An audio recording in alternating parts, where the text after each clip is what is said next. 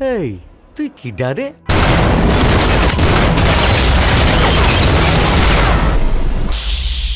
বাংলাদেশের চলচ্চিত্র জগতে দর্শকপ্রিয়তার শীর্ষস্থান দখল করে আছেন তিনি, যিনি সর্বকুলে মেগাস্টার শাকিব খান হিসেবে ব্যাপক জনপ্রিয়। তবে ভক্তরা কখনো কিং খান, কখনো আবার ভাইজান বলেও ডাকেন। বছরের পর বছর ঢাকায় সিনেমার এক ছত্র অধিপতি। শুক্রবার ২৮ মার্চ এই সুপারস্টার ৪৫ বসন্ত পার করে ৪৬ বছরে পা রাখলেন।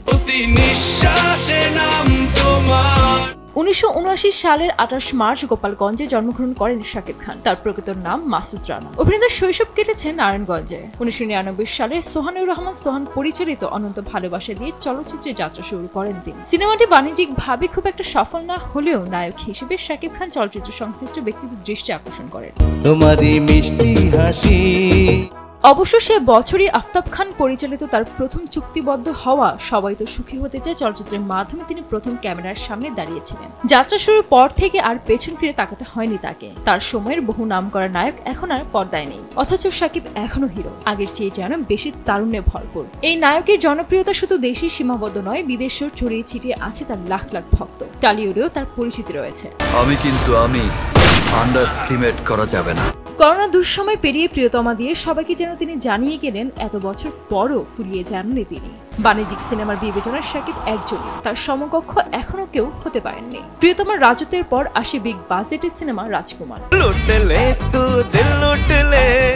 শুধু তাই নয়, গত বছর দেশে প্রেক্ষাগৃহে বাজিমাত করেছিল শাকিব খান অভিনীত সিনেমা তুফান। রায়হান রাফি পরিচালিত সিনেমাটি বাংলাদেশে মুক্তির পর Bharat, Australia, America, Canada, England সহ আরো বেশ কয়েকটি দেশে প্রেক্ষাগৃহ মাতিয়েছিল। তুফান খুব ভয় পাইছি রে। তুফানের জনপ্রিয়তার পর আবারও শাকিব রাফি জুটি বেঁধে আসছেন। জানা যায় আগামী কোরবানি ঈদে সিনেমা হলে তাণ্ডব চালাবেন শাকিব। এরই মধ্যে শুরু হয়েছে সিনেমার শুটিং। অভিনেতার জন্মদিনটি স্মরণীয় করে তুলতে এই বিশেষ দিনে তাণ্ডবের ফার্স্ট লুক প্রকাশ করে সিনেমাটির আনুষ্ঠানিক ঘোষণা দেবে প্রযোজনা প্রতিষ্ঠান আলফা আই এইচবিএফ বাংলাদেশ। আমি যখন আগাই তখন লক্ষ্যে না পৌঁছানো পর্যন্ত থামি না। অন্যদিকে ঈদে মুক্তি প্রতীক্ষিত সিনেমাগুলোয় প্রচারণা তুঙ্গে। টিজার, পোস্টার, গান প্রকাশের মাধ্যমে সরগরম সামাজিক মাধ্যম। মুক্তির দৌড়ে থাকা সিনেমাগুলোর মধ্যে সবচেয়ে আলোচিত মেগাস্টার শাকিব খানের বরবাদ। কিং খানের এই সিনেমা নিয়ে বরাবরের মতো দর্শকদের আগ্রহ তুঙ্গে। সিনেমাটি পরিচালনা করেছেন মেহেদী হাসান হৃদয়। নির্মাতা হিসেবে এটি তার প্রথম সিনেমা। বরবাদে ঢালিউড কিং এর সঙ্গে জুটি বেঁধেছেন ওপার বাংলার নায়িকা ইথিকা পাল, যিনি বাংলাদেশের প্রিয়তমা হিসেবে বেশি পরিচিত। শাকিবের সঙ্গে প্রিয়তমা সিনেমায় অভিনয় করে ব্যাপক প্রশংসা কুড়িয়েছিলেন তিনি। তুমি আমার প্রিয়তমা হবে। এবার ঈদের সিনেমা মুক্তির তালিকায় যুক্ত হয়েছে শাকিবের আরেক সিনেমা অন্তরাত্মা। ২০২১ সালে অনেকটা ঢাকঢোল পিটিয়ে ঢালিউড সুপারস্টার শাকিব খানকে নিয়ে শুরু হয় সিনেমার শুটিং। এতে শাকিবের বিপরীতে অভিনয় করেছেন কলকাতার অভিনেত্রী দর্শনাবলী।